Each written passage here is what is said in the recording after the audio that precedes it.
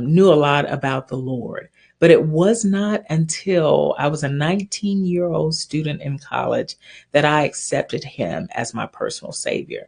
It was a story of grief, of loss, grief in terms of losing loved ones, yes, but also in losing who you thought you were when you went to college. And so graduated from high school, valedictorian.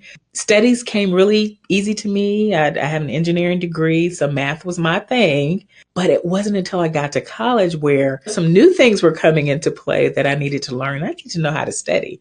And so, you had a small loss of confidence. All of those things can be wrapped up in the word grief.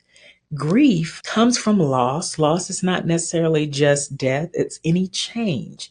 And so, loss, as H. Norman Wright would say, is the ingredient for growth. Loss is the ingredient for growth. As I think about my calling now, God was leading me to Him through grief. When I accepted Him as my personal savior, I knew that it was going to be Him to help me to finish that degree. It was going to be Him to lead me on to what was next after college. And so that's how I accepted the Lord as my personal savior.